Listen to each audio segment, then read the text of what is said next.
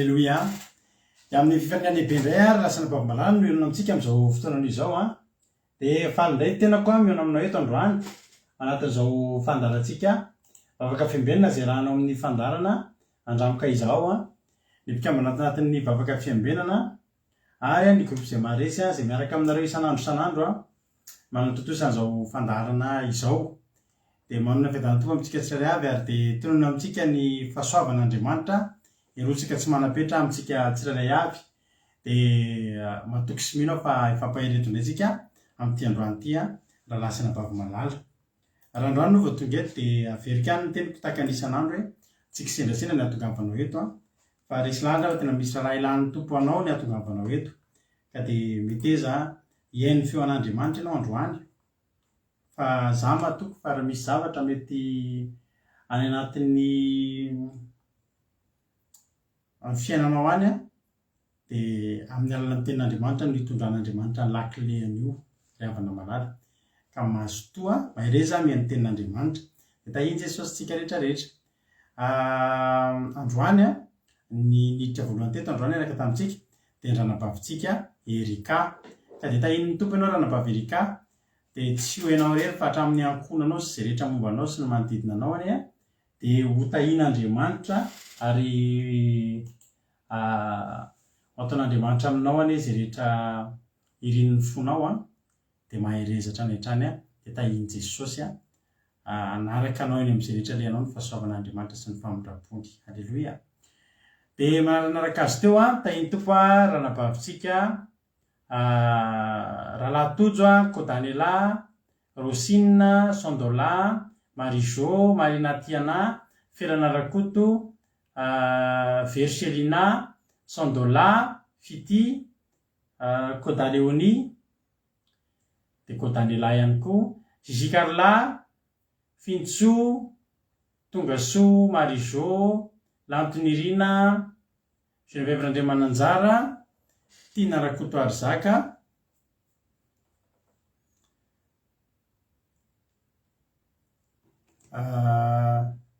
Rantalina Marie Charline,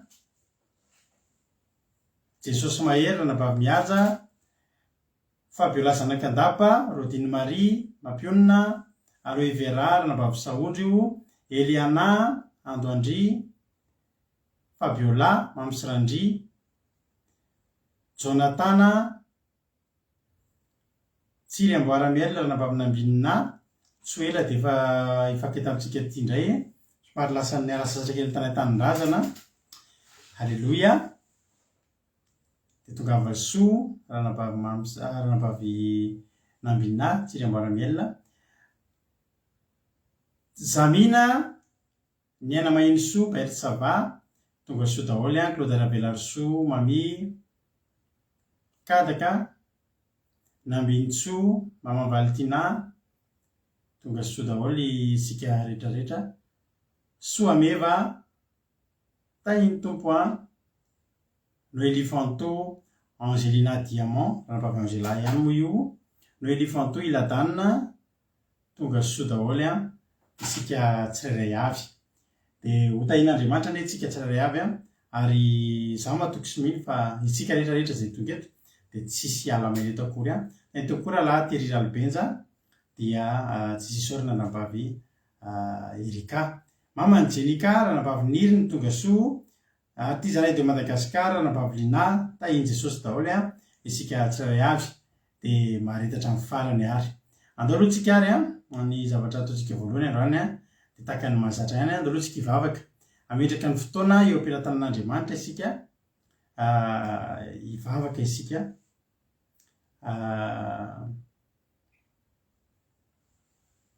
hiaraka amin'ny ranabavitsika Angela io. Izy Angela io avy any Chine, izy nivavaka fanombohana amin'ity androany ity. Verina fa Angelina Jolie, Angelina Diamant indray izy androany izy nivavaka amin'ny ametraka izao fotoana izao am-pelatan'Andriamanitra. Andao ampandrosotsika avy hatrany ranabavitsika Angelina Diamant, Angela io. Tonga soa ianao menanao ny fitenenana. Fiadanany tompo amintsika rehetra. Tahin'ny tompo manokana koa pasteur Mianakavy manotra izao fandarana izao iara ivavaka ary sika. Ry Jehovah Tompo Andriamanitra io, faly midera misaotra anao izahay, mankasitraka Tompo any amin'ny fitiavanao anay tsirairay avy, nandaminana amin'ny programanay tratra izao fotoana izao izahay. Ny herinao tokoa Tompo ny miasa mahirany anatinay tsirairay avy, ka tonga sao matsara eto izahay anatratra izao fandaharana izao. Apetraka feno ampelatananao zavatra rehetra izay ataonay eto.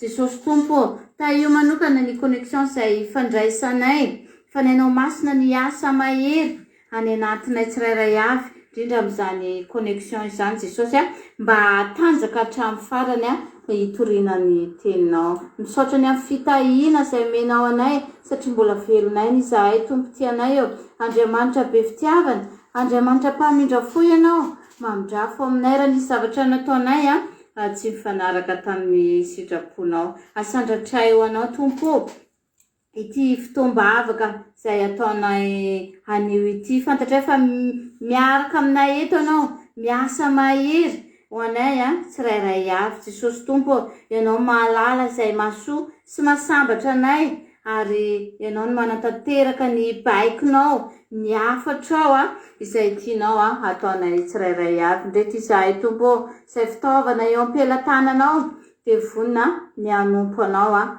araka ny sitraponao. Ny asa ratsy ny Satana izay manelingelina anay, ireo olona manenjika sy manakivy tady anambany sainay Jesosy dia tsy anakery, tsy anapahefany izany eo anatrehanao, fa ny ranao mahery no hiasa ikoriana any anatinay tsirairay avy any Jesosy atanjaka izahay amin'ny alalan'izany hery ny fanahinao masina izany, ary hiratra ny masom-pananay afanay mandresy io devolo ratsy io. Ny herinao no anjaka any anatinay, amafy zavatra tsara sy mahasoa anay tsirairay avy Jesosy amin'ity fiainanay mandalo ity. Ny teninao Tompo no anjaka tanteraka any anatinay, afanay miaina araka ny sitraponao. Ianao mivavakay Tompo tianay eo, raha nisy zavatra voateny vavaka tsy mifanaraka tamin'ny sitraponao, ifonanay aminao izany Jesosy Tomponay.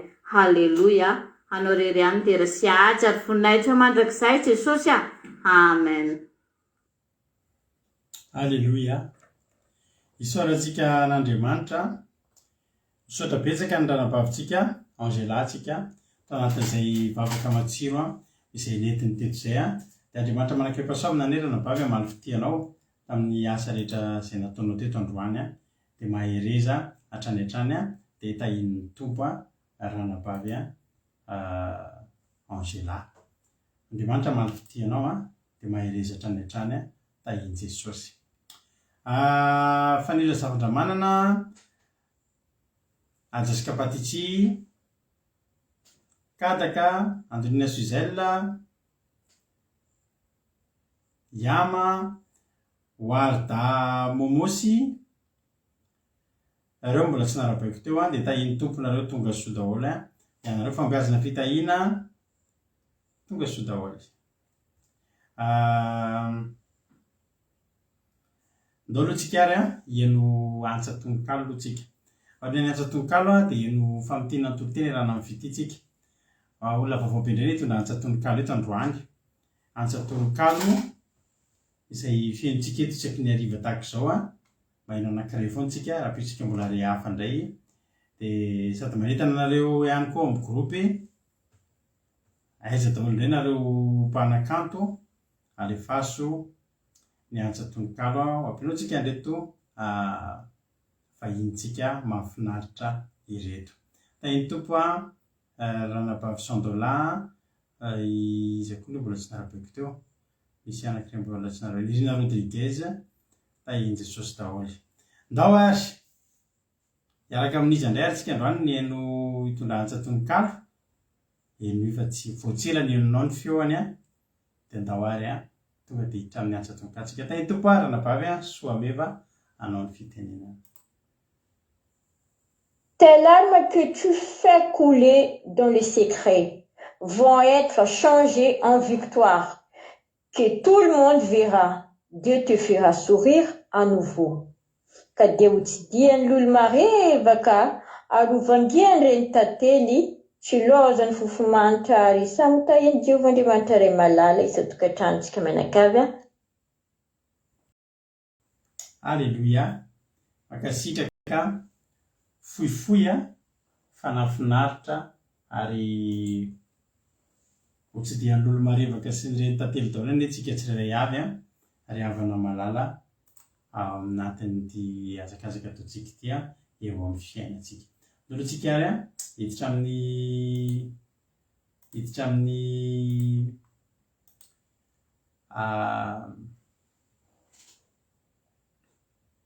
Alléluia. Hitsavetrantsika amin'ny famotiana ny toriteny iarahantsika amin'ny fitikely izy nitondrantsika anaty famotiana ny toriteny androany dia emeno finaritra isika tsirairay avy. Mbola nakafio ny ankizy nefa tapitra sady fohifohy ny nataony. Samy manana ny aingam-panahiny moa io dia zay ny aingam-panahin'ny mpanoratra androany dia isaorantsika anazy zany isaorantsika an'Andriamanitra ihany koa dia tahiny tompony arao misaotra anareo koa mankasitraka. Andao antsika eno famotiana toriteny raka ny vity dia orina zay tsika dia eno hira dia hiditra avy hatrany amin'ny teny n'Andriamanitra. Mino finaritra daholo ary dia rehefa tsika meo antay tompo vity hanao ny fitenenana. Que la paix de Dieu soit avec vous, frères et sœurs. C'est avec grand plaisir que je vous fais aujourd'hui le résumé en français du sermon du mardi 21 juin 2022 qui nous a été partagé par notre sœur Ad Scapatici. Le verset que nous allons lire se trouve dans Marc chapitre 10 versets 17 à 20. Marc chapitre 10 versets 17 à 20 au nom de Jésus. Comme Jésus se mettait en chemin, un homme accourut et se jetant à genoux devant lui, « Bon maître, lui demanda-t-il, que dois-je faire pour hériter la vie éternelle ?» Jésus lui dit, « Pourquoi m'appelles-tu bon? Il n'y a de bon que Dieu seul. Tu connais les commandements. Tu ne commettras point d'adultère, tu ne tueras point, tu ne déroberas point, tu ne diras point de faux témoignages, tu ne feras tort à personne, honore ton père et ta mère. » Il lui répondit, « Maître, j'ai observé toutes ces choses dès ma jeunesse. Amen. » Donc, il y avait un homme au verset 17 qui a accouru devant Jésus et qui s'est agenouillé devant lui. Parce que cet homme, il connaissait Jésus et il connaissait sa grandeur et sa puissance. C'est pour ça qu'il l'a glorifié. Donc toi aussi, loue Dieu quand tu pries et glorifie-le parce que Jésus en est digne, parce que tu connais à quel point il est grand et à quel point il est glorieux. Alléluia. Donc cet homme, il a appelé Jésus bon maître. Et au verset 18, Jésus, il a dit, « Pourquoi m'appelles-tu bon? Il n'y a de bon que Dieu seul. » Et donc les témoins de Jéhovah, ils utilisent ce verset pour dire, « Ah, mais donc Jésus n'est pas Dieu, puisqu'il est en train de dire qu'il n'y a de bon que Dieu seul. Donc il n'est pas bon. » Mais en fait, à ce moment-là, Jésus s'était rabaissé. Parce que Jésus, il n'était que chair à ce moment-là. Il était encore sur terre et donc il n'était pas encore bon. Mais c'est quand il est monté au ciel qu'il est devenu bon, qu'il a reçu toute la gloire qu'il devait avoir. Mais à ce moment-là, il s'est rabaissé comme quand il a lavé les pieds des disciples. Donc cet homme, il a demandé à Jésus, « Que dois-je faire pour hériter la vie éternelle ?» Et c'est vraiment une question qui doit se poser. Toi aussi, demande à Jésus ce que tu dois faire encore pour pouvoir avoir la vie éternelle. Alléluia, demande à Jésus ce que tu dois encore réparer. Donc cet homme, il lui a demandé ça et Jésus, il lui a répondu, « Tu connais les commandements. Tu ne commettras point d'adultère, tu ne tueras point, etc. » Et donc cet homme, il a dit, « Ah, maître, j'ai observé toutes ces choses dès ma jeunesse. » Donc en fait, cet homme, il était venu voir Jésus pour obtenir des félicitations venant de lui, venant de Jésus. Parce que il a dit, « J'ai observé toutes ces choses dès ma jeunesse. » Donc, tu ne commettras point d'adultère. Ah, j'ai déjà fait. Tu ne tueras point. J'ai déjà fait ça. Tu ne déroberas point. Ah, mais j'ai déjà fait ça aussi. Et tout est bon pour moi. Et donc, il attendait des félicitations venant de Jésus. Mais au verset 21, on lit, Jésus, l'ayant regardé, l'aima et lui dit, « Il te manque une chose. Va, vends tout ce que tu as. Donne-le aux pauvres. Et tu auras un trésor dans le ciel. Puis viens et suis-moi. » Amen. Donc, Jésus, il a dit, va, vends tout ce que tu as. Dans le verset 21, Jésus, il l'aima. On dit qu'il l'aima. Et parce qu'en fait, Jésus, il avait vu tous les efforts que cet homme avait fait pour respecter les commandements de Dieu. Et c'est pour ça qu'il l'aimait. Mais il avait vu qu'il y avait encore quelque chose en cet homme qu'il fallait régler, qu'il fallait réparer. C'est pour ça qu'il a dit, va, vends tout ce que tu as.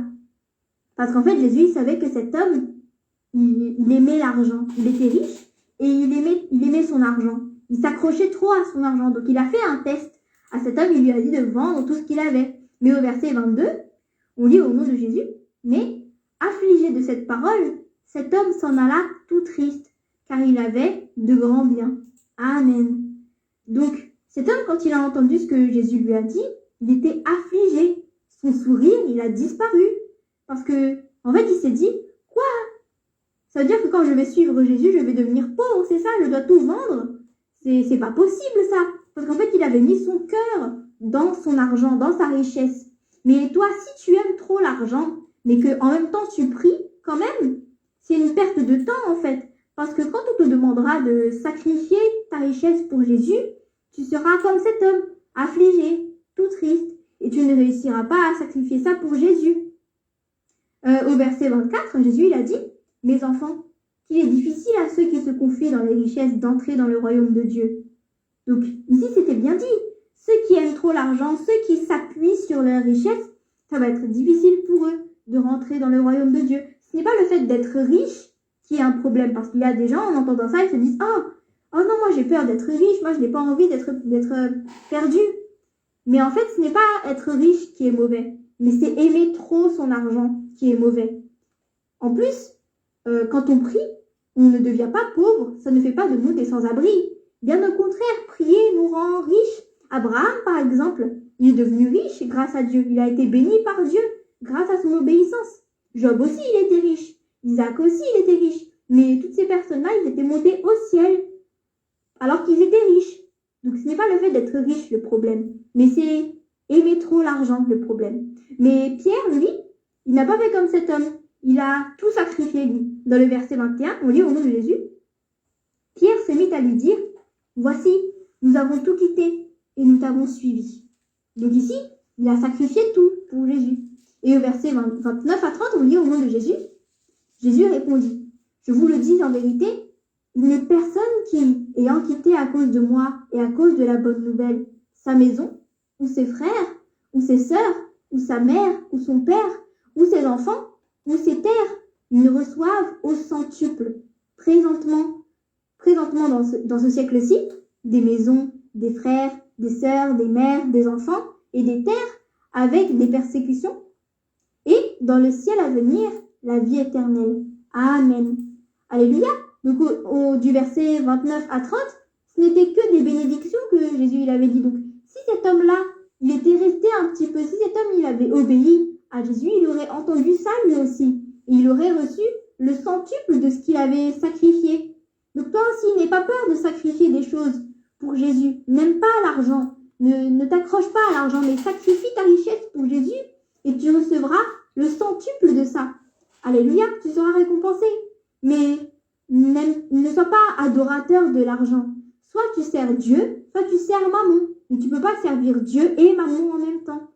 Voilà pour le résumé en français du sermon du mardi 21 juin 2022. Que Dieu vous garde et que Dieu vous bénisse. Alléluia. Makasitraka indrindra fity e tahiny tompo ianao dia Andriamanitra manan-karepasoavana anay amaly fity anao dia mitombositra hatrany dia mitombo fahasoavana.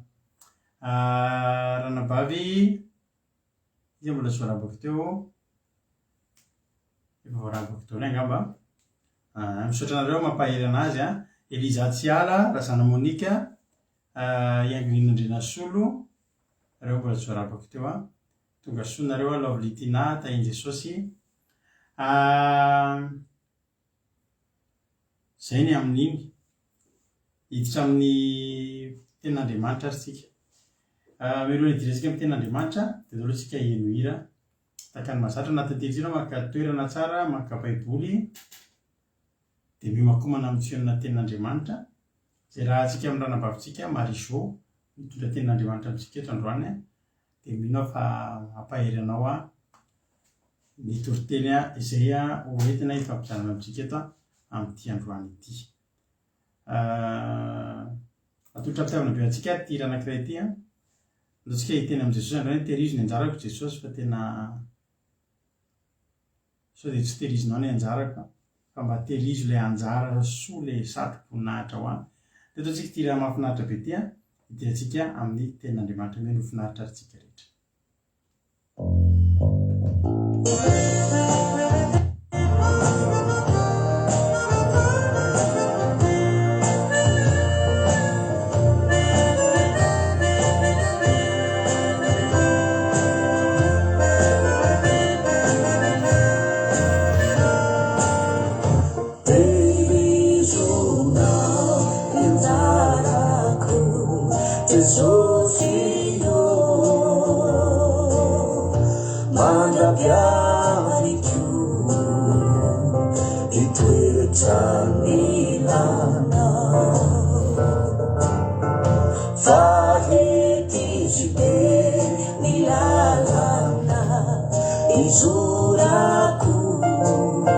Atolotsa manokana ny toto zany zay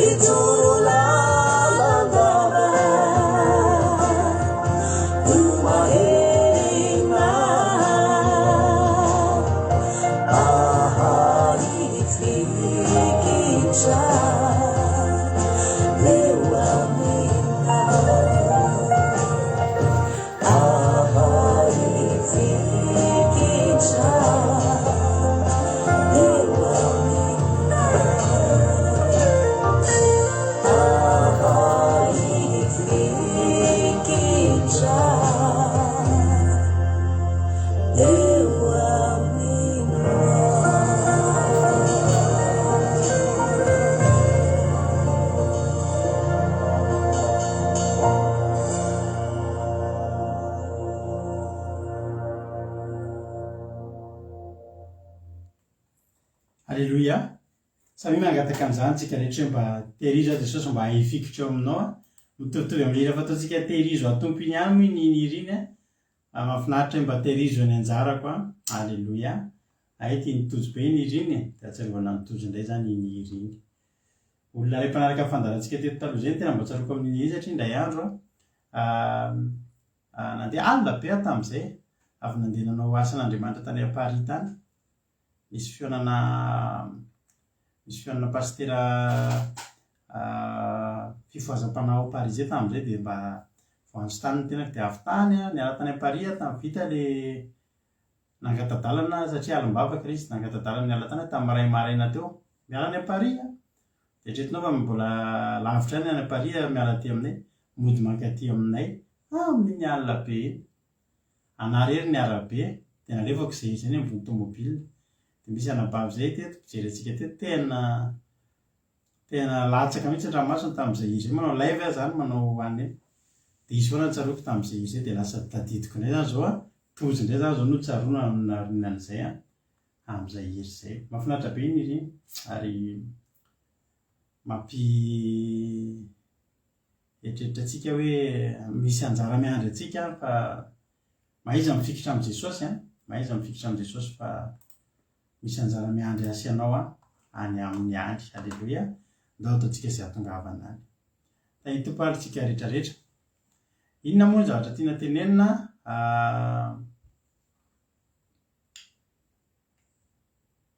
misy zavatra miseho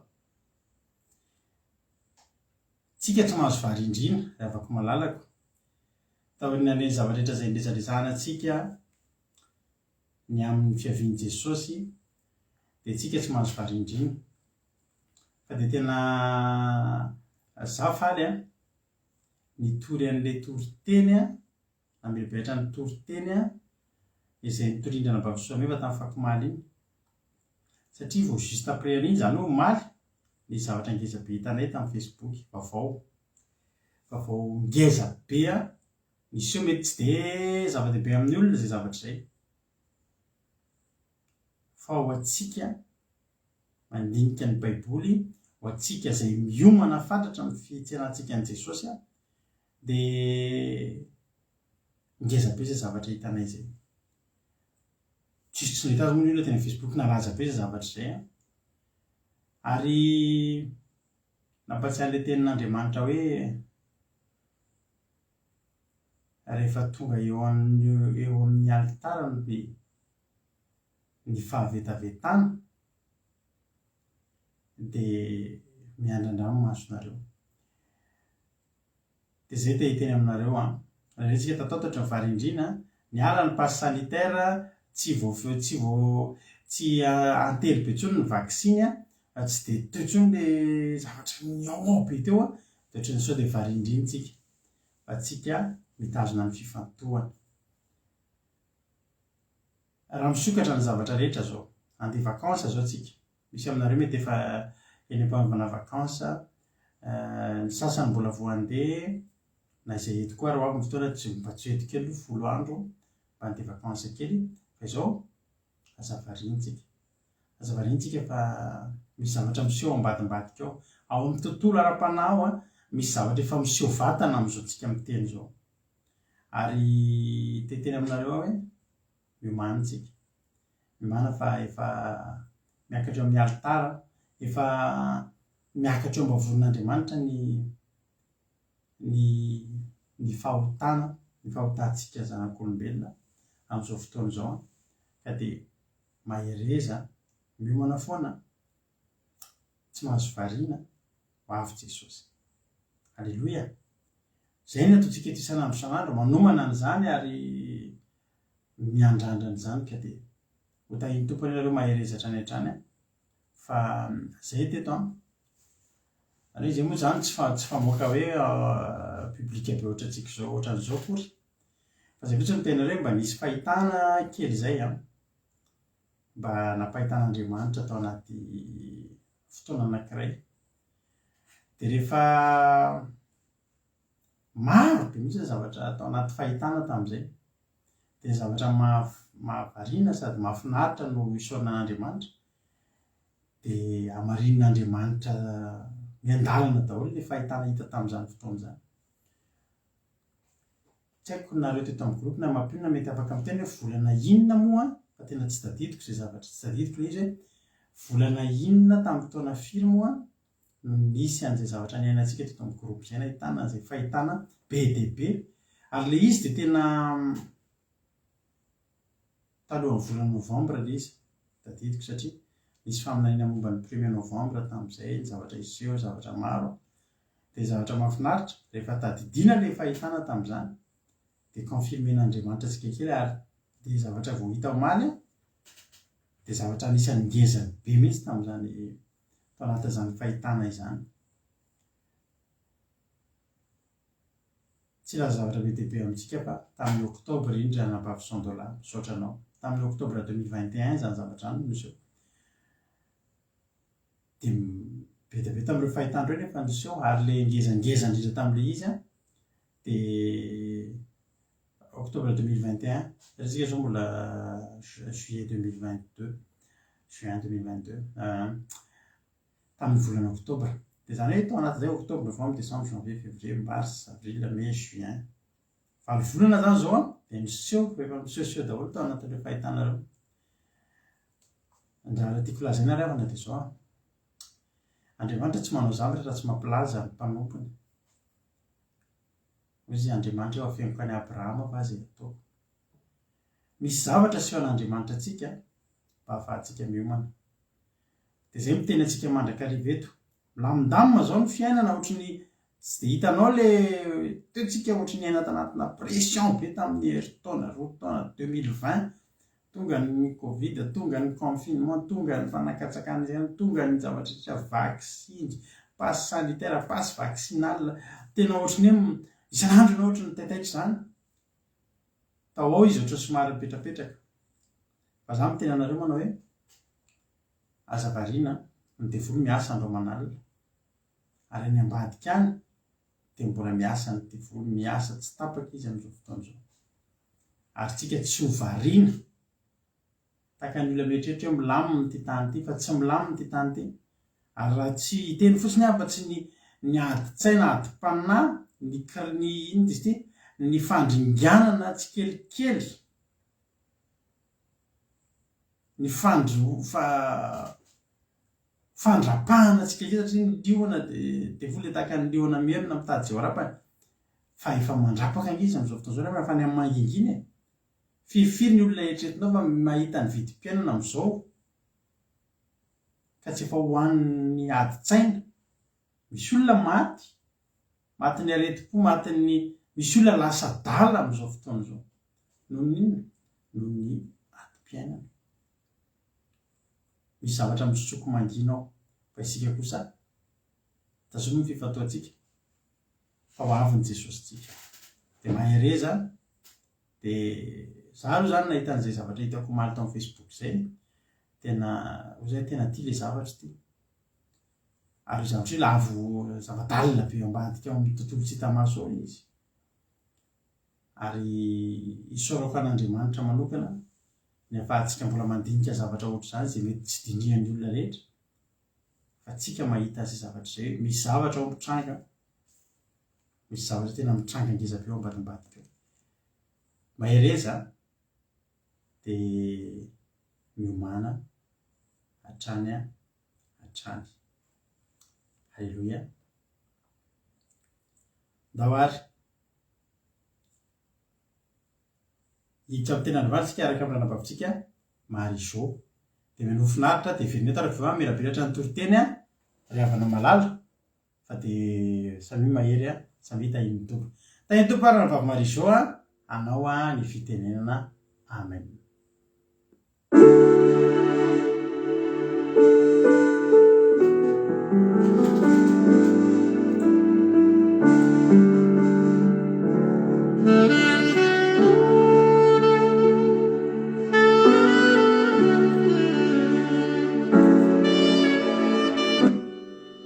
Fiadanana tsy lany anie ho amintsika hatrany hatrany. Ny fitiavan'izy tompo no ameno ny mpanompo. Amen. Zany andala tsoratra kely zany no entiko miarahaba antsika rehetrarehetra indray mbola tafahoantsika amin'ity vavaka fiambenany ity ifampahery amin'ny alalan'ny tenin'Andriamanitra zany. Ny tenin'Andriamanitra hoentiko mifampahery amintsika dia tenin'Andriamanitra efa mahazatra ny sofintsika fa ilaitsika foana, mahasoantsika foana ny teny averina. Hitantsika izany teny izany ao amin'ny ohabolana 10 andininy fa 420. Ohabolana 10 andininy fa 420. Vakitsika ny soramandry amin'ny anaran'i Jesosy. Ohabolana samihafa ny amin'ny tsy fitovian'ny toetry ny endry sy ny adala mba amin'ny valiny ataony avy. Vakitsika le teny, ny taotry ny ratsy fanahy hiantra aminy fa ny rino marina no omena azy. Amen. Ity tenin'Andriamanitra ity ry havana dia tenin'Andriamanitra tena hoe marina ary tena mahatateraka ny teny io Andriamanitra amin'ny fomba izay tsy takatry ny saintsika. Fa zao ijoro vavolombelona kely amintsika aloha. Nisy fotoana ry havana tato tokantranonay nisy fitaovana izay. Dia nisoratsoratan'le zaza moa zany le vao nanomboka nianatra le zaza dia tia manoratsoratra dia tena hoe nisoratany tena tsy mety afaka tsony le fitaovana tato an-trano zany fa nisoratany le zaza daholo. Dia avadika izay tsy voasoratra dia rehefa kelikely dia efa voasoratra daholo indray. Dia tamin'izay fotoana izay zany mba hoe ndao jeny fa maninona raha mba soloina le fitaovana. Dia nefana jerena le prix an'le fitaovana zany lafolafo dia sy ozy amantsy an'ankizy hoe aleo andeha amin'ny olo ihany aho fa efa hita hoe zaza ny atao trano fa aleo andeha amin'ny olo ihany. Dia kinanjo ry havana tena hoe tsy ray volana akory, tsy naharitra ray volana akory dia nisy olona nampiasain'ny tompoko any nanome anay ohatrany, nanome anay an'io fitaovana io izay tena hoe tsy takatry ny sainay. Aleloia, tsy takatry ny sainay hoe misy olona ve raha an'Andriamanitra hanome anay, sady tsara lavitra ny ohatran'le saika eritreretinay ho vidiana nandaniana vola. Dia nefana nisaorana an'i Jesosy fa sady tsy niala vola no nahazo maimbaim-poana. Tena hoe voninahitra ho an'Andriamanitra ry havana malala. Dia hiverina amin'le teny hoe izay le fahatanterahan'ny tenin'Andriamanitra hoe ny rino marina no omena azy. Amen. Na inona zavatra hatrehanao eo amin'ny fiainanao androany ry havana dia izao hoet eo amin'ny Jesosy fotsiny ny fanirinao, hoet eo amin'ny Jesosy ny zavatra ilainao. Mety marary ianao, mety tsy manam-bola ianao, misy zavatra mba tianao azo, mety mandalo fahasahiranana ny any amin'ny fianakaviananao any na any amin'ny asanao any dia tadidio fa ny tenin'Andriamanitra dia marina foana. Raha efa mpanompon'Andriamanitra, efa nividian'Andriamanitra ianao dia tadidio fa ny tenin'Andriamanitra dia marina foana. Ary tsisy afaka manovana izany fa rehefa Andriamanitra no anamarina ny teny io aminao dia tanteraka aminao io raha midasy sy raha vavy. Amen. Fa misy mantsy na dia efa kristianina ary izy dia tsy mino ny fahatanterahany tenin'Andriamanitra eo amin'ny fiainana izy. Tsy mino izy fa rehefa tonga ny olana dia ny olana foana no hitany eo alohany. Fa ny herin'Andriamanitra lehibe izay miandry azy atoky, miandro ny fahatokiny, miandro ny faniriana ho eo aminy tsy hitany zanak'olombelona izany ry havana. Satria nahoana takonany bevolo izany. Fa androany te hampahery antsika hoe mahay zava-mahagaga io Andriamanitra io. Ny tenin'Andriamanitra atao amin'ny Efesianina 4:20. Vakiko aminao amin'ny anaran'i Jesosy izany teny izany ary ho an'izay mahay manao mihoatra noho ny zavatra rehetra, eny mihoatra lavitra noho izay rehetra angatantsika na heverintsika azy araka ny hery izay miasa ao amintsika. Amen. Jehovah Andriamanitra ry havana izany mahay manao mihoatra n'izay heverintsika izany. Ary io zavatra nijoroako vavolombelona tamintsika io dia tena hoe zavatra tsy nieritreretin'ny sainay ary tena hoe fahagadagana tamin'ny any tsy ampozina no misy miantso telefona hoe misy an'izao alaivo atsy am'loatraloatra zao ho anareo. Aleloia. Tena mahagaga Andriamanitra ry havana, tsy takatry ny saina ny zavatra ataon'Andriamanitra. Ary zay nahatonga ty tenin'Andriamanitra ny zaraiko androany ty hoe ny rino marina nomena azy. De satria tena manamarina io teny io Andriamanitra de zaraiko amintsika androany ifampaherezako aminao zay mandalo avy amin'izao fotoana izao, sy mba manana fanirinany anatin'ny fony any. Fa zao mitaky finoana zany, finoana ny ten'Andriamanitra. Ary Andriamanitra koa manana ny fotoana ny havana. Andriamanitra ihany koa mijery ny fo tsy mivony tsirairay avy. Manahoana ny fonao no fandray amin'Andriamanitra? Manahoana le zavatra angatahanao amin'Andriamanitra? Sitrapon'Andriamanitra ve? Mety mbola misy zavatra andrasany amintsika ihany koa indray. Za zao misy vavaka efa nangatahako efa ela zay fa hatramin'izao le izy mbola tsy mivaly satria manana ny fotoana ny Andriamanitra. Aleloia.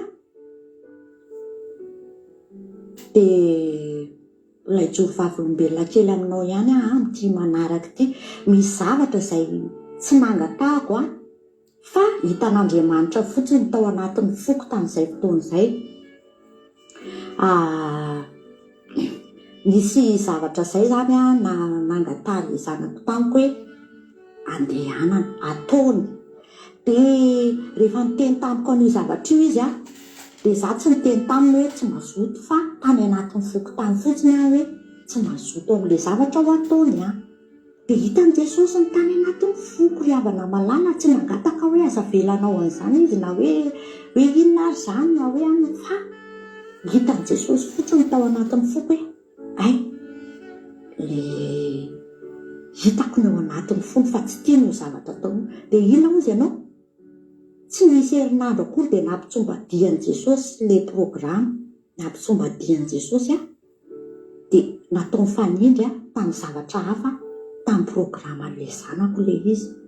De hitantsika amin'izany io Andriamanitra zay vavahantsika io.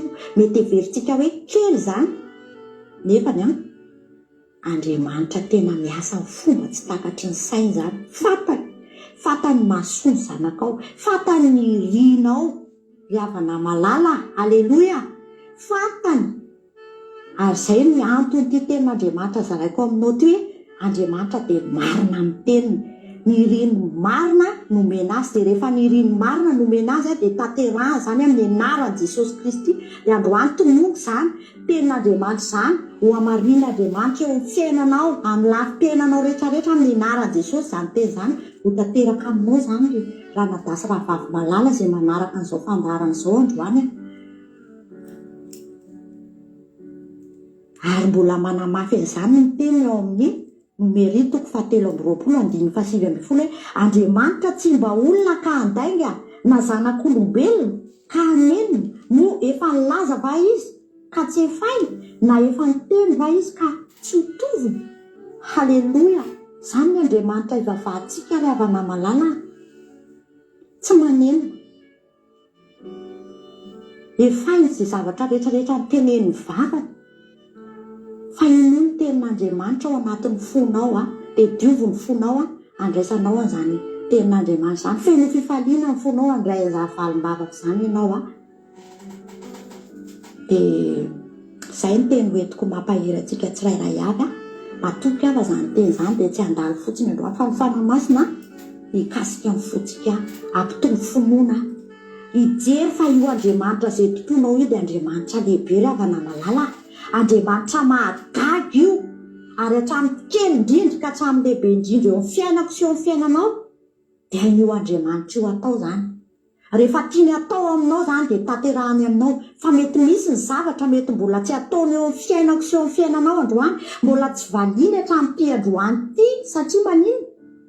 Andriamanitra ny malala ny hevitra heverana ny fiainako sy ny fiainanao. Ahatonga fiadanana fa tsy loza ry havana io zavatra misy aminao io. Fa zao isaoran'Andriamanitra ny zavatra rehetrarehetra, isaory ny fitondran'ny fiainanao de sandratra amin'ny lafitenanao rehetrarehetra izy. Rehefa mahay makatoso misaotra ny amin'ny zavatra rehetra ianao de faly Andriamanitra mety omeny anao tapitapoka be eo le valim-bavaka efa nandrasanao aman-taona maro satria izay Andriamanitra lehibe azy dia voninahitra ho azy rery ihany tamin'izao fotoana izao dia mametraka ny mandram-piaona amintsika rehetrarehetra indray ny tenako. Halleluja, amen.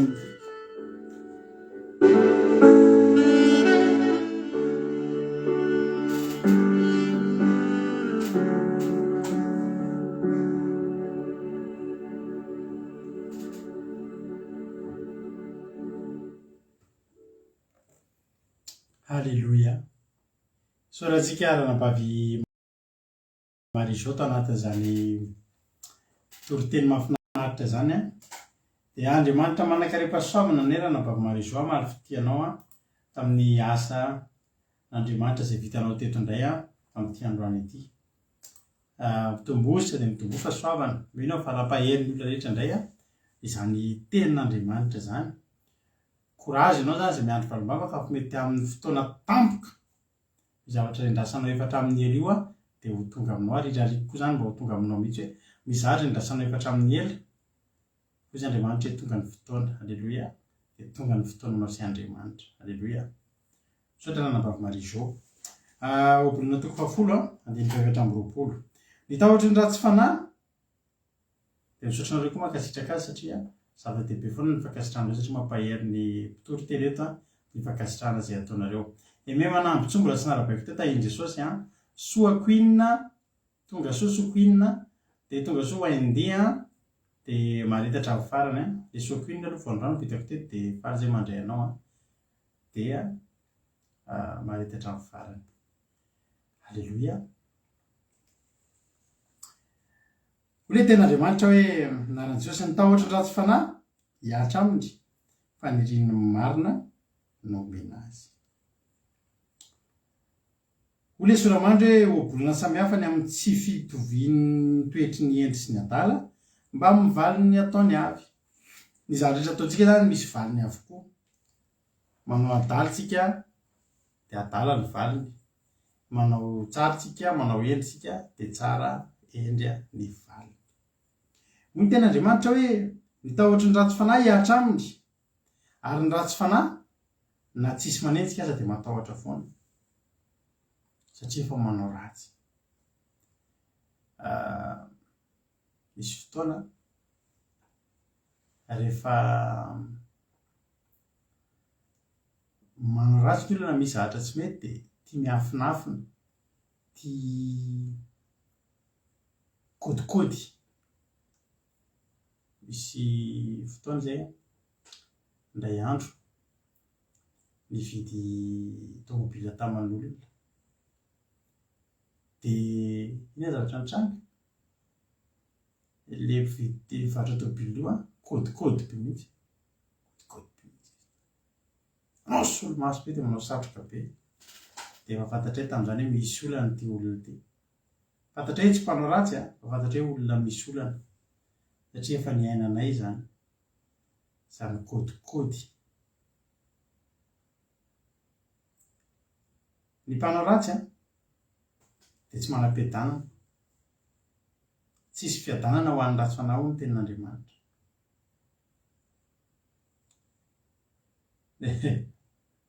Rehefa tsy milamy ramose na i madamo dia iny telefony iny tsy azoko tiany iny fa fenina mafy mihitsy iny. Dinga andava mihitsy raha vao iny no maneno. Ny manao ratsy tsy ananam-piadanana. Mandeha ianao ny an-dalana raha olona mpampirafy dia mandeha ianao ny an-dalana dia matahotra foana hoe hisy ahita, hisy hifanena. Kodikody. Mandeha toerana be olona ianao dia efa manam-panahina ianao hoe tena iza ny fankahita amiko ety. Tsisy fiadanana. Rehefa tamin'ny fotoana mbola naditra, rehefa nisy fotoana nivoaka ny didy tao Madagasikara hoe rarana ny vitre fumée na vesitra mihitsy tamin'izany hoe loza ahoana nitondrana tomobila vitre mazava hita ao anatin'ny vitre fumée any tomobila iny maizina be ao anatiny ao tsy fantatra izay ataonao. Tsisy fantatra, tsy fantatra. Dia tena hoe banga amin'ny alina. mibanga rehefa amin'ny atoandro misy zavatra mampive fa rehefa amin'ny alina izy ireo tadiderena ampetamreo de inge tao tena tapaka tsy zay le manaroaroatra mibanga amin'ny alina tadidina dao le zava-mety amin'ny atoandro de derena tadidina tsy de olenao rery amizay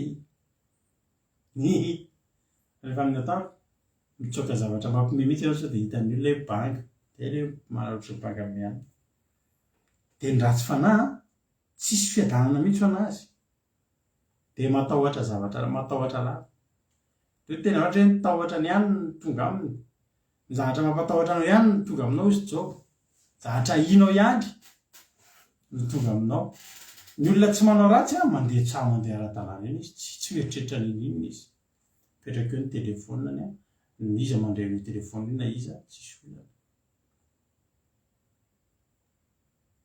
ary joba tena ny teny mihitsy any amin'ny joba toko 10 andiny 20 sy ny 21. Ny ratsy fanahy mijalijaly amin'ny andro ny rehetra dia amin'ny taona rehetra voatendry ho an'ny loza be feo mampatahotra ny reniny sofiny ary na de miadana azy izy dia avy mamely azy ihany ny mpandroba loza ngera mazany mahazo ny ratsy fanahy zany mijalijaly amin'ny andro ny rehetra andaotsika tsy hanao ratsy fa ny ratsy fanahy mijalijaly amin'ny andro ny rehetra dia amin'ny taona rehetra voatendry ho an'ny loza be ny ratsy atao moa ny soa atao le venam-bola ary ny ratsy atao loza miantona ho ny fomba fiteny loza miantona zany miantona eo iny amin'ny fotoana rehetra ny afaka menjera de ny mpanao ratsy zany ny ratsy fanahy zany de ny taona rehetra rehetra de voatendry ho loza be daholo zany hoe mampatahotra misy mietritra foana hoe isy loza tsy tonga loza androany matahotra ny hoe rapitso zany iny no tonga rehefa tsy tonga androany tsy tonga iny rapitso mitantena tena tsy maintsy ho avy iny zany rapitso isan'andro ianao zay foana tsy tonga le izy tamin'ny atoandro matahotra no ny atory fa so de tonga le izy amin'ny alina ny olona mpanao ratsy ny olona ratsy fanahy tena farak'izay matahotra ny ho faty matahotra ny ho faty tsika le mpira frantsay nalaza be anisan'ny mpira tena mba tia mamanay izy tamin'ny taona 10 hatramin'ny mandra-palehibe fa rehefa ho faty izy de efa fatapatany ny soa aloha efa saika maty de tsy maty natany amin'ny hopitaly de veloma de velona de ny olona rehetra raha teto Frantsa tamin'izany ny fanjakana efa nanao efa niomana amin'ny fisaonana anazy de sitrana aveo izy de iny amizay ataony sa matory amizay vao tonga ny alina de inviteny daholo ny namany tonga ao aminy reo olo malaza namany hoe inviteny daholo tonga ny an-trano eo akaikiny voalazany na elona mihitsy le izy fa tsy tiako miteny an'izy fa tena matahotra ny ho faty izy satria maninona ry avana fantany toerana leany fantany zavatra iainany ary zao foana ny zavatra mampalahelo amin'ireo olona rehetrarehetra ny olona moa zao mampalahelo fa efa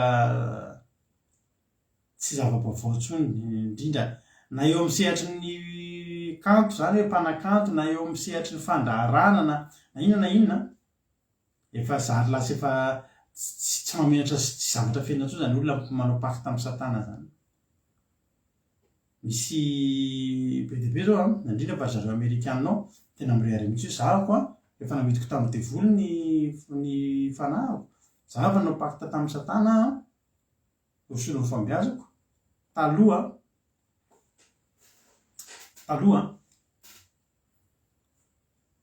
mbola vitsy zany olona hoe tena mifampiraraha amin'ny satana zany rehefa mifampiraraha amin'ny satana moa de atao zay tianao te hanan-karena atao manan-karena misy an'ilay mpitendry gitara amerikanina mainty hoditra zay saika raha vitanareo tsara ihany mantsika mba mijerijery an'ireny oronan-tsary mirakitra fiainan'olo ireny izy io de zao tsy mahay mitendry gitara mihitsy izy mahay kely de tsy fa manao paky tamin'ny satana de nomeny satana pouvoir de gitara eo amizay tendreny de hitanao mihitsy hoe tsy de hoe misy mozika be manao fa maninona feno ny stade mijery azy malafy disque be de be tonga de miliardera amin'ny alalan'le fitendreny gitara fotsiny de zao ny zavatra mba teneniny zaho izy izy a rehefa mitendry gitara manao fampisehoana de reko tsy zatsony mitendry eo fa inamako losifera ozy izy losifera izay inamako tsy manary ao izy no tonga mandray ny gitara iny fa tsy hitan'ny olona de mitendry amin'izy tonga de mahay mitendry gitara be tena tsisy ohatr'izany de mihaiko mihitsy ny olona nefa ilahy olona tsy mahay mitendry gitara e vitanareo zany mpanakampo zany majereo efa tany amy tamin'ny tsy haiko 1930 tany na ohatr'izany izy zay raha tsy diso le taona tsy tadidiko fa izao foana ny tena zava-doza de zao reny olona reny a mety vola ny ilainy vola mety tonga eo aminy ary ananana ny vola fa fiadanana tsy ananany ary matetika tena matetika ny olona manao paky tamin'ny satana zany a tsy lasa lavitra de maty tsy de tena hoe maharitra ela be zany satria ny devoly tsy mba manome malalaka zany ny devoly sady manome ny manozana zay zany tsara fantatsika ny devoly sady manome ny manozana tsy faly zany ny devoly mahita anao faly devoly nge tsy manam-pitiavany ny andriamanitsika ihany no manome de manome malalaka ny ten'andriamanitra de tsisy fiadanany de mijalijaly amin'ny androny rehetra de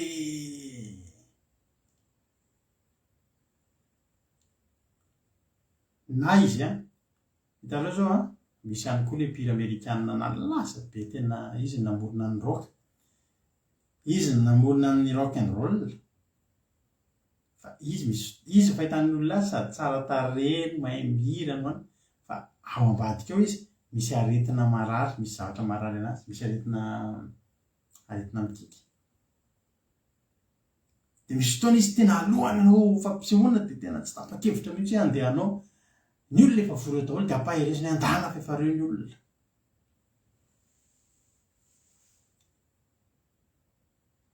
fa tena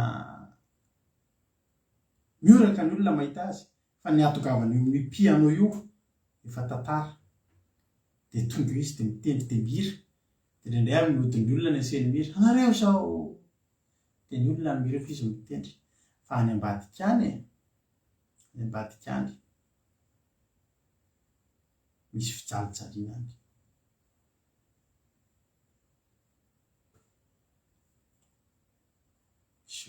zao a tenako anareo ty mora fantatra ny olona nahazo arena avy amin'ny devoly voalohany indrindra tonga aloha izy de miroborobo be mihitsiny miroborobo be mihitsy ny arenany roborobo de avy eo am'izay a na izy velona fa avy eo mitotongana mitotongana na izy a manan-karena ihany fa mety ataon'ny aretina melany na maty izy de avy eo am'izay reo arenan'ireo ohatra rehefa mahita zany nareo hoe trano be reny ohatra hoe trano ngeza be tena tsisy ohatr' zany de avy eo izy a maty olona de lasa tsisy mipetraka de abandonné eo misy an'le colombiana anankiray mpanjaka ny fivarotana drogy de ngambany nareo efa nahita ny tantarany fa tsisy nanan-karena ohatr' zany izy no mpambongady a ny aferana drogy maneran-tany de tena hoe tsy nisy oatra azy fa avariana mahita ny tantarany vady aman-janany maty izy na ny ariary tsisy vola ny vady aman-janany enjeha amin'ny fanjakana ny vady aman-janany iza miliarana na fenareo zay izy tsy nanana zany tsisy tonga ty aminay zany na ny kely nefa io lehilahy io manana tamina vila tena any amina nosy kely any misy vila ngeza be tsisy ohatrany anazy tsy fantatra vady aman-janany kosa de mipetraka any reny zao maty izy a de mipetraka any tsisy voalaza ny suzel tanareo zany a hoe tsika mahita hoe ay falifaly be re olona ridy ay tena tsisy oatra azy fa za miteny anareo fa ny ratsy fanahy de mijalijaly amin'ny androny rehetra de amin'ny taona rehetra voatendry ho amin'ny loza be dia tsy milamina reny olo reny, tsy miadany reny. Za rehavana taloha tambola kely nafantatra olona mbola kely dia efa nafantatra zany hoe zany terme zany hoe napaky tamin'ny Satana, satria nisy olona zay fantatra hoe tao anivon'ny fianakaviana nanao paky tamin'ny Satana zany efa ela za mbola kely tamin'izany naren'izany. Fa zao io lehilahy io manao paky tamin'ny diavolo manan-karena zany, tena nanana ny ampy zany havanay zany. Fa voalohany indrindra hoe zavatra mba noremarikeko taminy tsy miditra amina fiangonana zany ohatra hoe misy mariazy misy any dia izy rehefa ohatra hoe misy tsy miditra amin'izany resaka fiavahana zany mihitsy izy dia tadidiko mihitsy tamin'izany. Fa rehefa misy marary amin'ireo zanany dia rehefa marary zanany dia any amin'ireny hôpitaly tena lafo vidy be reny dia toany tsisy vola tsisy olana. Fa zavatra faran'izay tsy tiany dia ohatra hoe ny vadiny maka mpiandry na ohatr'izany tamin'izany mantsy efa malaza hoe maka mpiandry rehefa marary. Fa alefa mitsoaka mihitsy ny mpiandry raha tonga hoe afenina reny baiboly reny tsy azo atao hitany, tonga dia tezitra be mihitsy raha mety hoe resaka fivavahana zany. Fa mivolana izy fa izy tsy nanam-piadanana ary zao no tena nampalahelo ny zanany tena tiany tonga dia lasa dala. Zanany tena mifanakaiky tamin'ny fony lasa dala. Zany hoe vola misy fa ny fiadanana tsisy ka, ary mijalijaly any ambadimbadika any. Feo mampitahotra ny reniny sofiny ozy izy. Hitanao, feo mampitahotra ny reniny sofiny, matahotra lava. Misy olona manao paky tamin'ny Satana ireny dia amin'ny alina izy tsy avelan'ny devoly matory. Tsy avelan'ny devoly matory. Nareo efa manam-potoana, efa misy ny fotoana mba mienoeno ihany nareo amin'ireny resaka témoignage-n'olona hoe olona nanompo devoly ireny taloha dia ohatrany ahoana. Fa izay rehefa amin'ny asan'Andriamanitra zao matetika amin'ny resaka manolona be sady mijery an'ireny mba mijery an'ireny zavatra rehetrarehetra ireny elon'olona tsara ireny mba jerena hoe ahoana ny fandehana. Fa tena oriavana, tena alao ihany tena ohatran'izao fiainantsika izao fa manana an'i Jesosy. Alao miezaky ny handeha amin'ny fahamarinana, alao miezaky ny ho tsara fanahy. Fa ratsy fanahy ianao tsisy fiadanana ho anao. Eto an-tany ianao tsy miadana, mandainga ho ekeko 5 taona 10 taona nge eo aminao ny vola sy ny arena mandeha any amin'ny toerana izay mbola tsy takatry ny fahantrano hatramin'izay ianao ekeny zany. Araka ny teniko anareo ny mpihira ireny teniko anareo teny iny mpihira frantsay ny teniko anareo teo iny, misy olona fantatra izay fa tany amin'ny fotoana ela be mihitsy nakaty andafy dia niona tamin'izy iny efa tamin'izany dia manana anina izy iny, manana ohatrany karazana ohatrany hoe trano mikesa be lava be dia ao anatin'io fitehirizana ny zava-tsarobidy fotsiny, moto lafo vidy, volamena, vatosoa, tena zavatra tena lafo vidy, fiarakodia tsisy mpanana efa tamin'izany ela be zany. Dia entiny mitety andreny ny olona ampisehony andreny ry havana. Inona ny zavatra natsangany? Hirahira iny ny olona. Fa ho anazy manokana betsaka ny zavatra tsy milamina teo anatin'ny fiainany ny olona iny. Ary ny mpankafy azy dia tia anazy rehefa manao fampisehoana dia ataon'ny olona ao an-trano ny sariny dia noho ny olona ny mozikany. Fa eo amin'ny olona tena akaiky azy tsy mahazo fitiavana izy, tsy mahazo anjara fitiavana izy. Feo mampatahotra ny reniny sofiny ary rehefa ny olona avy nanompo devoly melohan'ny ialany eto an-tany tena mijaly. Efa hainareo ilay olona hoe mbola tsy maty koa izy de efa manofo mahi nareo nahita olona marary mafy manomboka mialaina de zao ny teneny maya izy mbola 3 andro 4 andro vao maty fa mbola izy mideliry iny de efa midelira may mijaly inona zatra reniny sofiny feo mampatahotra ny reniny sofiny ary tiany tena mampa na de miadana azy izy de ava-mela azy ihany ny mpandrobo na de miadana ary zany izy de tsy miada-pinaritra fa tonga ny mpandrobo amamely azy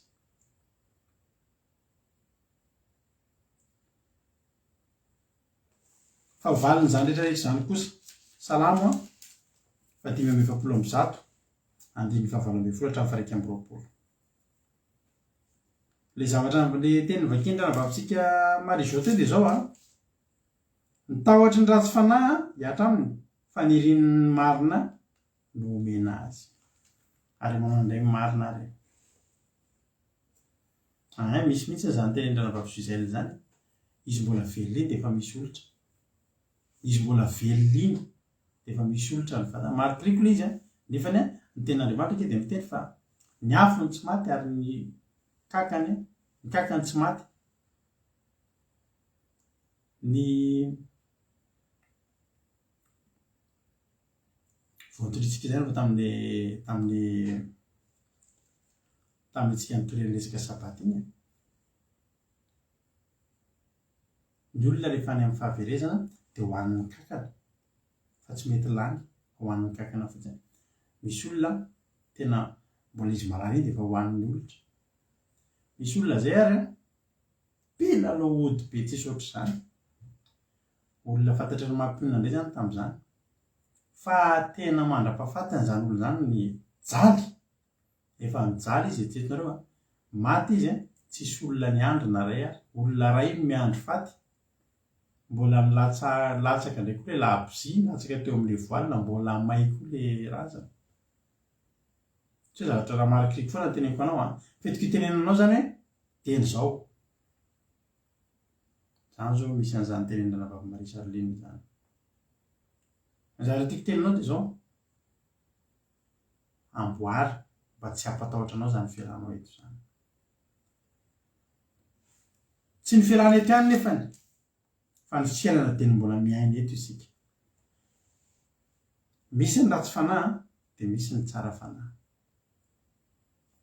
Psalm 5:1 andiny 7:20 hatramin'ny 1:20 hoy ten'Andriamanitra zava-mahafinaritra indray resahantsika fa tsy resaka zavatra ratsy tsontsika Jehova de akaiky zay rehetra miantso azy de zay rehetra miantso azy marina tokoa io ndray zany reo olona miantso an'Andriamanitra marina tokoa eo de tsy le ratsy fanahy reo alleluia hoy ten'Andriamanitra anefa niriny zay matahotra azy izy ary ren'ny fitarainana ka hamonjy azy mihazo rehetra ty azy Jehova fa ny ratsy fanahy kosa aringa ny fideranan'i Jehova no tenen'ny vavako ary oka novoretra karazana ranomasina mandrakizay tory alleluia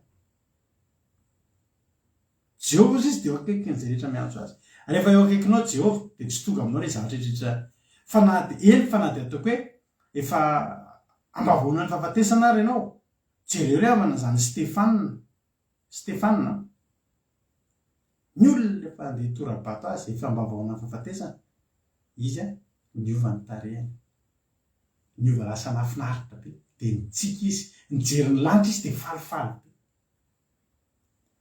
matetika anay zara teneniko anao mety fa mahita ndray amireo olona maty de mitsika izy maty mitsika pozina mitsika misy olona tena miala eto an-tany eto miala amin'ny fiadanana tsy voatery mampijaly ny fialana eto misy olona miala eto an-tany ohatra ny Stefanina mitsika ny vato natoraky ny olona taminy tokony hoe manao ohatrao tareha maty fa nitsika izy satria inona zavatra hita lanitra misokatra tsy zava-mampatahotra fa lanitra misokatra misy olona zay taloha no faty izy hitanay mihitsy moa zany satria narary mafy izy narary mafy de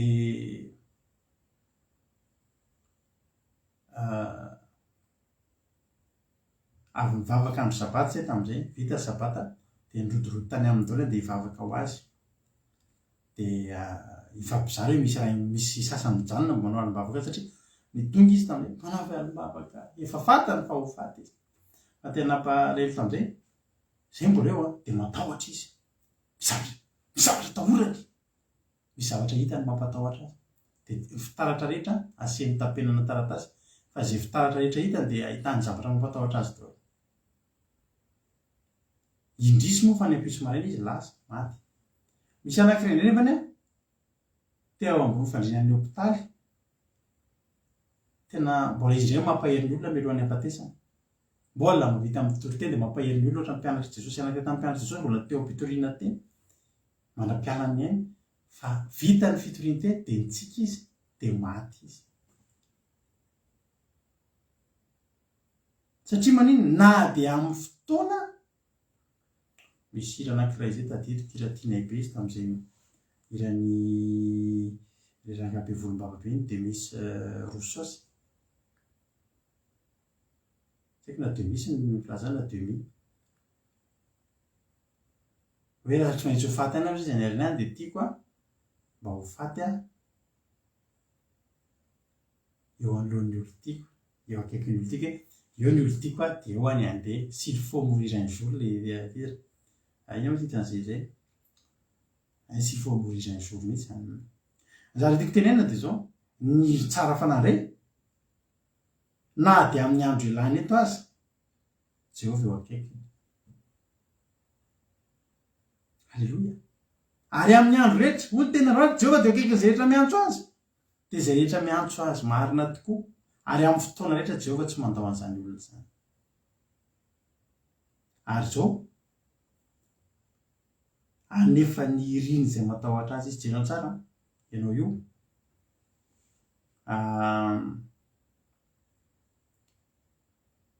misy fotoana dinonao mangataka zavatra anankiray fa iny ataon'Andriamanitra aminao to dia ataon'le izy nareo efa sendran'izany foana hoe tonga eo aminareo ilay zavatra vao torotorofonareo misaotra Jesosy tena ilaiko ty Andriamanitra tena mety amin'ny fiainako ty nefa nareo nangataka nanadino an'le izy fa nirinareo fotsiny le izy misy zavatra ny hoe ilainao misy fotoana dinonao mangataka an'iny ozy Andriamanitra aza matahotra ianao za manahy na adinonao ary ny nangataka fa za tsy manadino fa anefa zay irin'ny fonao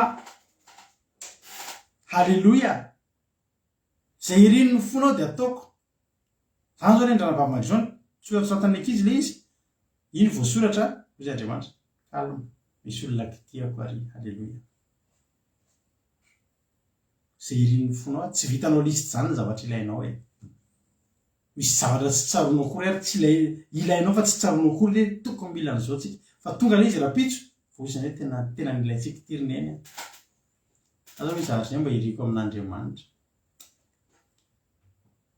efa nirako tamin'ny mampionina any le izy mbola irako amin'Andriamanitra ndray koa raha sitraka Andriamanitra zay dia omeny mba faniriko efa ela izy zay fa mba mivetsovetsoan'ny foko le izy tamin'ny terinandro teo mba ohatra maniry an'ity zavatra ty ao ary neny dia ozyka matsiny zao Jesosy ohatra mba iriko ty zavatra ty dia mba entinareo ambavaka mba ho azoko soamatsatra zavatra tsy fantatro rovina araka ny tenina vavimarizo mety manana ny fotoany Andriamanitra ity faniriko ty dia faniriko efa tany amin'ny 10 taona lasa tany ka 12 taona lasa na tsy haiko 4 taona lasa dia avy eo adiniko tanteraka izy tsy maninona zany dia tamin'ny terinandro ty nyrehatra tato anatiko rehetra Jesosy ohatra mba maniry an'le izy dia horaisiko ny tenirana vavimarizo hoe tena mety amin'ny fotoana tampoka izy Andriamanitra ity halleloia misaotra anareo misaotra mpampiolana halleloia ary za tsy dia matetika misy zavatra irina zany satria araka ny teko taminareo tsotra fotsiny za matahotra an'Andriamanitra halleloia zay matahotra an'Andriamanitra dia zay irinay anefan'izany any Andriamanitra misaotra erika amin'ny fotoana zay azoko atsokonareo halleloia sy fantatrareo mihitsy zao zany hoe inona fa zay sy mampiony any malala le izy anefa zay irinony zay matahotra azy Andriamanitra dia iaino ny fitarainany koa izy tsy mihaino fotsiny. Merci neny.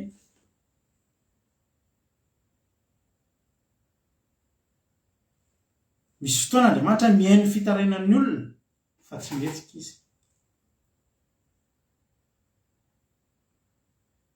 Nga mbola avy niverina tsin'Andriamanitra ny zanak'Israely tany amin'ny 500 taona tany Egypta, 200 taona, 300 taona. Eno nge reko ny fitaraina ozy izy fa tonga ny fotoana vao ny teny Andriamanitra hoe hidina azy zao. Alleluia. Saotra anareo rehetrarehetra, saotra anareo amin'ny tsotranareo. Halleluia. Saotra anareo fa dia antefasina ranom-bavaka mahafinaritra be, tsotrano mahafinaritra be nareo amin'ny fotoana tonga izay zavatra izay. Dia ho teneko misy nareo tonga le izy. Halleluia. Ndry ataoko ohatry ny efa azoko, saotra Eliza. Amen na daholo zany a. Saotra anareo rehetrarehetra. Fa inona moa zatra ny teneko teo avy taminareo a? Misy fotoana Andriamanitra mihaino ny fitarainana. Halleluia. Saotra toja, saotra anareo rehetrarehetra fa n'Andriamanitra ny voninahitra. Saotra anareo.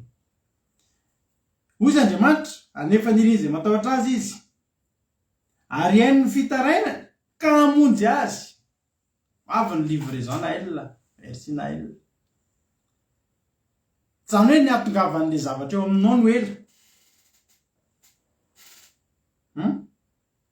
Niatongavan'ny fitarainanao ny ela. Tonga ny livraison. Mamonjy Andriamanitra. Miaro zay rehetra tia azy Jehova. Ianao hoe tian'i Jehova sa tsy tian'i Jehova. Amen. Misaotra anareo rehetrarehetra ho. Halleluia. Rehefa azoko zavatra dia mankaty daholo indray nareo dia manendy akohotsika dia manao fetintsika. Halleluia. Amen. Zany Selina tonga ty indray nareo saotra amboatratsika. Hoy ny ten'Andriamanitra hoe miaro zay rehetra tia azy Jehova. Fanontaniana napetraka amintsika androany. Tsika reto hoe tian'i Jehova.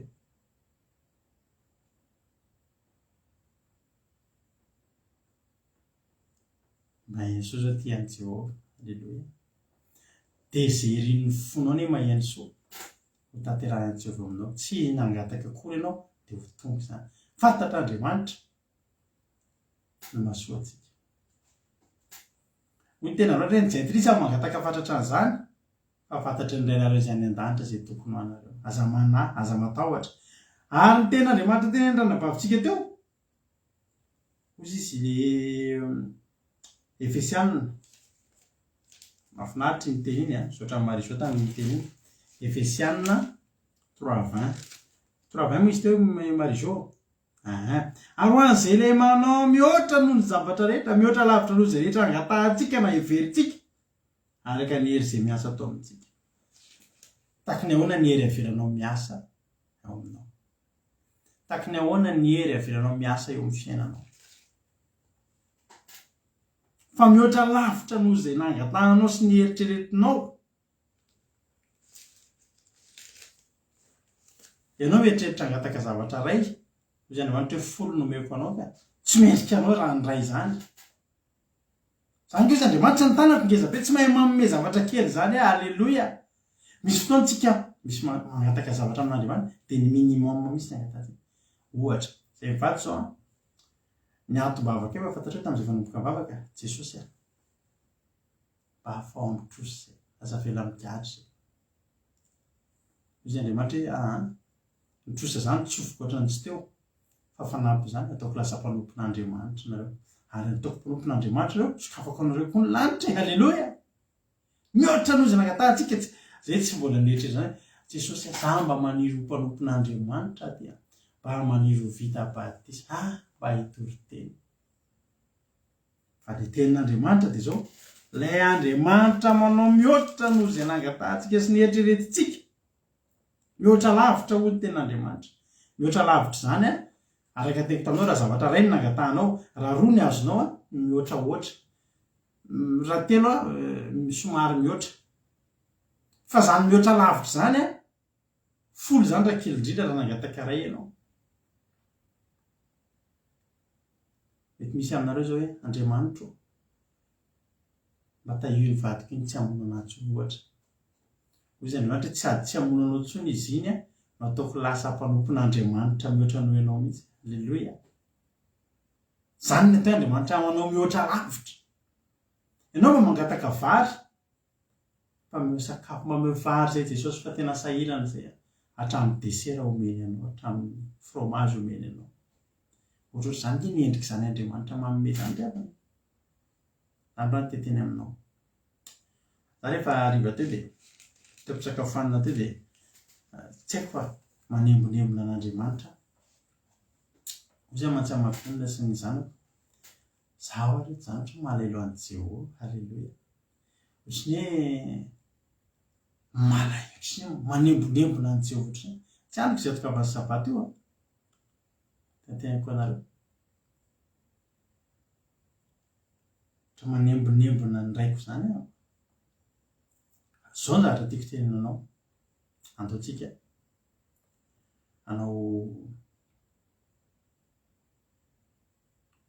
anamboatra ny fiainantsika miaraka amin'Andriamanitra.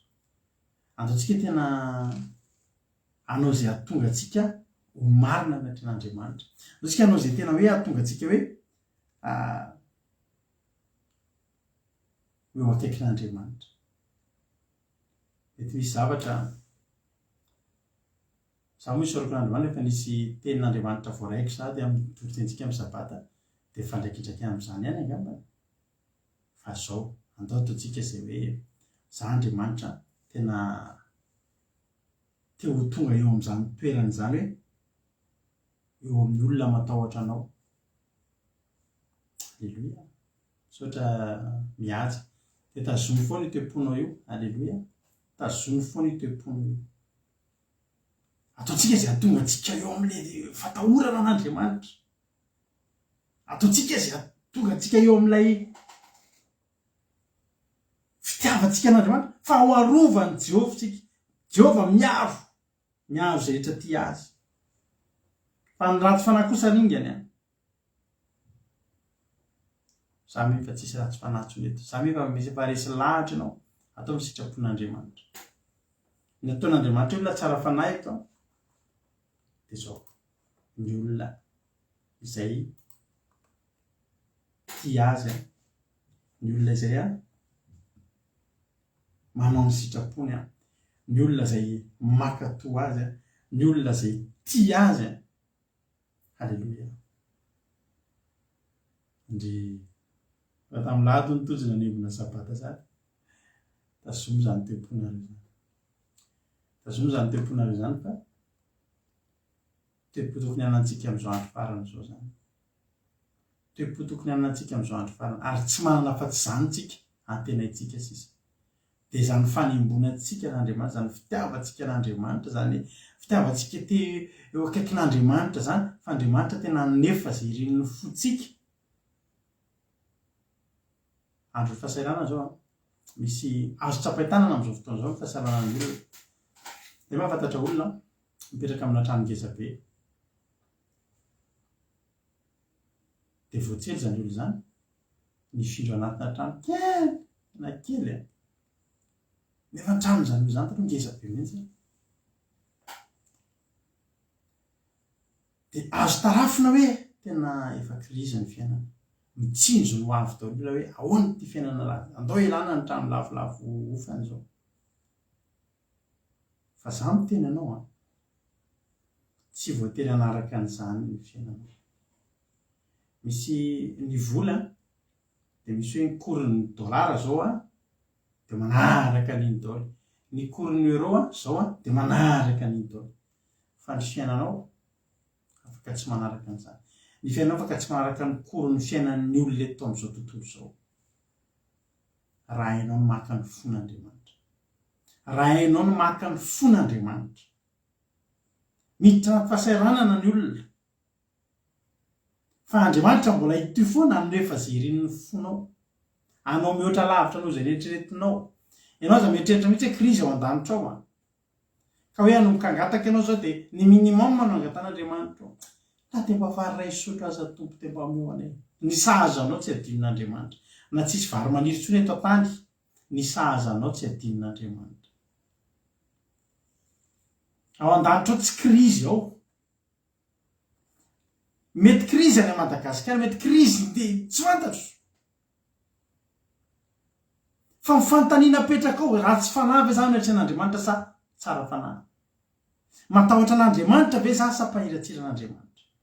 Fa raha olona mandeha amin'ny fatahorana an'Andriamanitra ianao, ny Andriamanitra ao tsy tratran'ny krizy. Ao an-danitra ao tsisy krizy ao. Ary io lanitra tsisy afaka manakatona an'io.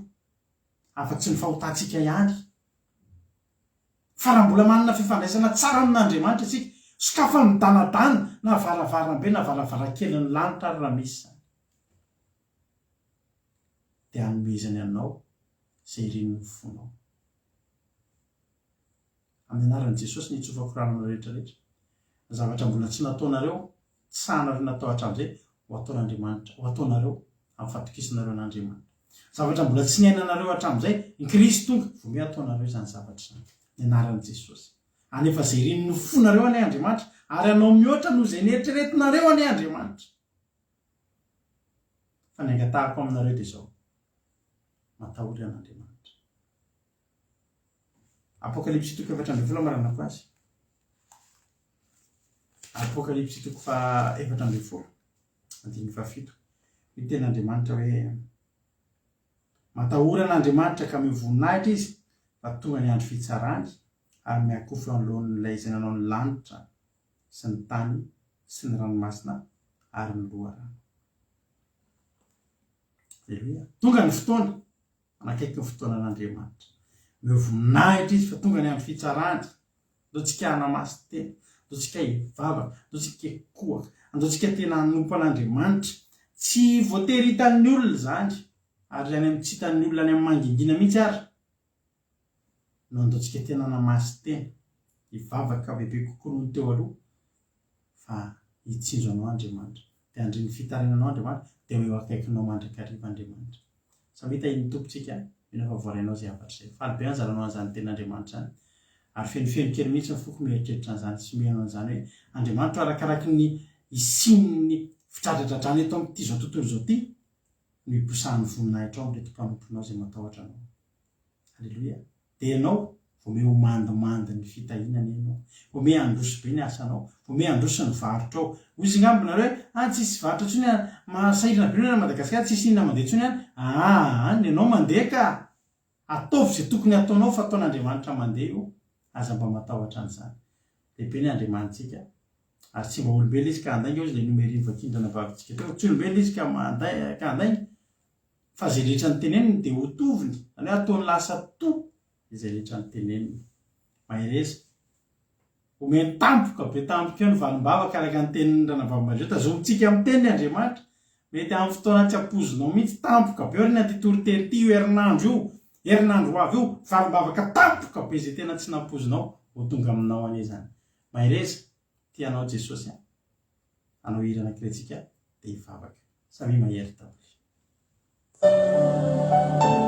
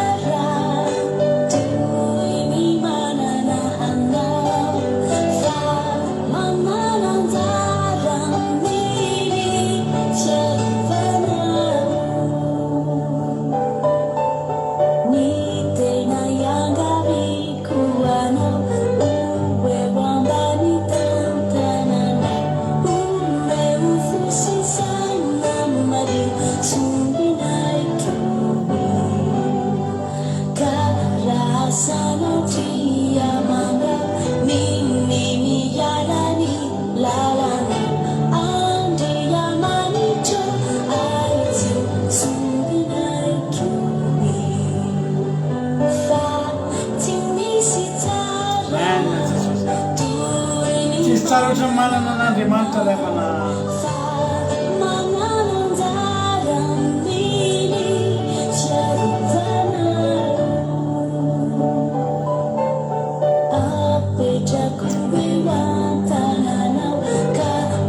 atolotra anareo rehetrarehetra zay mpihaino fandarana io eny io raha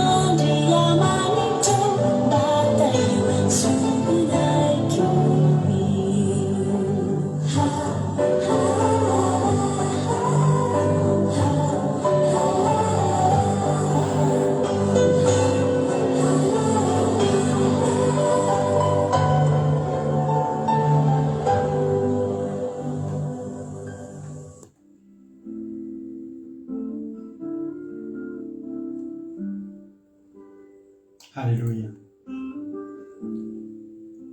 Mivavaka manokana ho anareo atanatin'izany izy zany hoe mba atahiry reto sombonainy reto Jesosy a na ny sombonaiko ato an-trano ato a ianahy anareo sombonainay mpanaraka an'ity mpandarana ity tahaka ny zanakay nareo mba tiany anareo hotahin'Andriamanitra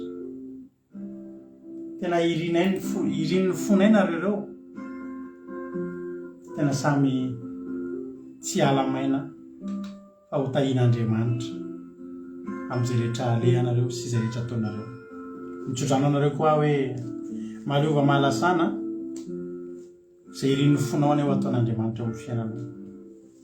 Izay irin'ny fonao mihitsy mihoatra noho izay neritreretinao ataon'Andriamanitra amin'ny fiainanao. Ataovy izay hahatonga anao marina anatrehan'Andriamanitra. Ataovy izay hahatonga anao olona matahotra an'Andriamanitra sy tian'Andriamanitra. Misaotra Jesosy misaotra anao Jesosy tamin'ity fotoanandroany ity. Misaotra Jesosy satria lehibe sady tsara ianao. Mahafinaritra Jesosy ny fionana. Mahafinaritra Jesosy ny fiarahana. Satria teto ianao nanatrika anay teto ianao. Misaotra ny amin'ny teny izay nampidininao. Misaotra satria rena sy tsapanay fa miteny aminay eto ianao isanandro. Misaotra satria tena mampahery anay miteninao Andriamanitra. Tahio izany teny izany mba tsisy raraka ny voretra izay nafafy androany, tsisy ho voatsaingoka ny vorona mpiazana dia iray aza, tsisy ho verimaina fa samy hamoha avy zato eny am-pony olona tsirairay avy. Misaotra Jesosy satria tena velom-boly zay velona ny fanantenanay mieritreritra an'izany teny rehetrarehetra zany. Ianao ny atanteraka izay irin'ny fony tsirairay avy eto androany, niza tonga eto izy androany. Ianao ny fitarainanay Andriamanitra ary jereo. Halleluja. Misaotra Jesosy malala. Misaotra Jesosy malala.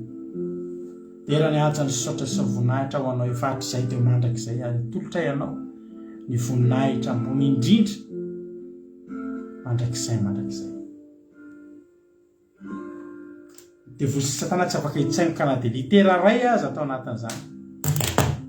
Fa avy zato eny ny amoazan'izany aty anatin'ny fona tsirairay avy. Misaotra Jesosy malala. Halleluja. amen. Ivavaka tsika amin'izao fotoana izao hoan'ny firenena ampandrotsika raha navavitsika makirinina ivavaka ho an'ny firenena nefa raha sendra tsy tafiditra izy dia ampandrotsika izoky felana rakoto vavaka mivavaka firenena fa tsy mbola tafiditra raha navavitsika makirinina zafady.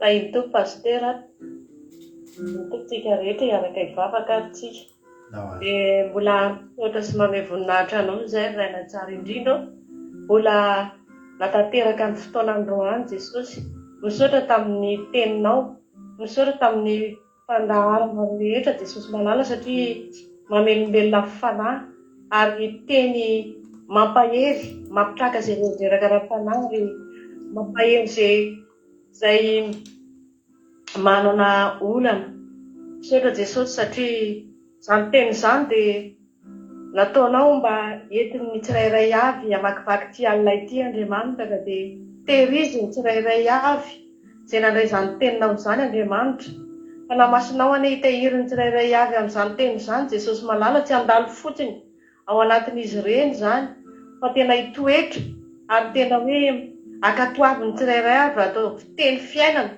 teny velona ao anatin'ny tsirairay avy izany teny velona fafin'ny mpanomponao teo izany dia misaotra anao izay satria tsy ny rehetra no mahazo an'izany fa izay rehetra nofidinao tamin'ity androany ity ka dia tefan'izany tenin'Andriamanitra izany Jesosy dia mankasitraka ny amin'izany teny izany dia mangataka aminao izay Jesosy ny amin'izao fotoan'izao any koa mangataka izay mba ho an'ny firenenay izay azonay mitondra mibavaka Jesosy izany firenena malalanay izany fantatrao ny momba ny firenenay Jesosy satria ianao ny teny manao hoe raha ny olona izay natsoina tamin'ny anarako no ho avy anetry tena ka hivavaka dia hiaino azy any an-danitra izany indrindra Jesosy mba angatahanay aminao satria mangataka manetry teny eo anatrehanao izay miaiky ny eloka vitanay miaiky ny fahotan'ny vitanay vahoakanao tsirairay avy Jesosy amin'izao fotoana izao betsaka ny mety hanantona anao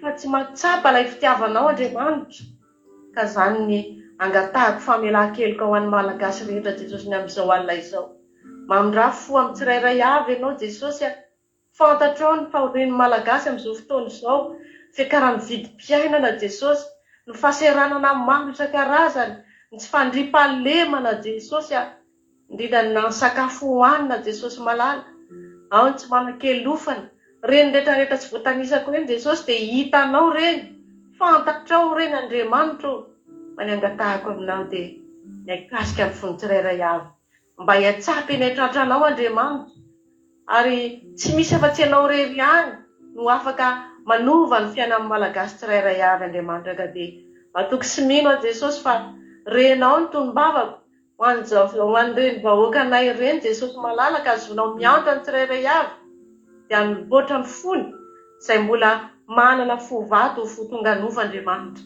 ary hitodika aminao Jesosy malala dia petraka eo ampelantananao izany amin'izao alina izao ianao no mahita ianao no mahafantatra Jesosy malala izay rehetra mety tsy voatanisa ny vavaka dia apetraka fenao ampelantananao Jesosy malala mba hisara keto izay amin'izao alina izao dia mangataka ny fanamasinao izay andrakitra isam-baravarana any amin'ny tokantrano tsirairay avy amin'ity alina ity ka nomeanay torimaso mamy Jesosy malala ary amohanay indray raha tonga ny maraina vaovao azonay mbola midera sy mankalaza ary mamay voninahitra ny anaranao saotra Jesosy aleloia amen.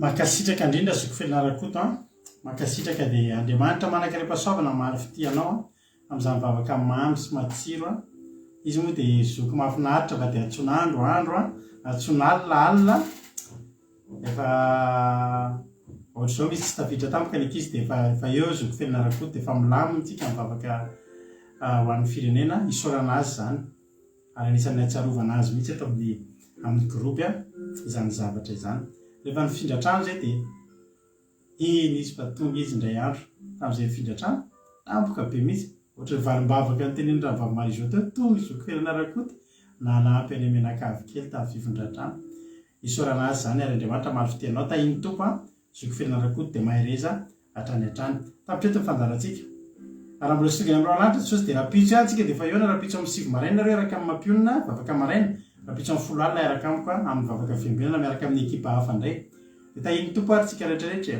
dia mahereza ny fiarahantsika ny tapitra fa raha mbola te araka aminay ianao dia midira anatin'ny site web any akiradio akiradio.radio12345.com averiko akiradio.radio12345.com misy mba manolotra eo amin'ny lien eo amin'ny commentaire le lien azafady afahan'ny olona miditra miaindro ny radio atsika tahiny tompo daholo ary mahereza ho an'Andriamanitra irery any ny voninahitra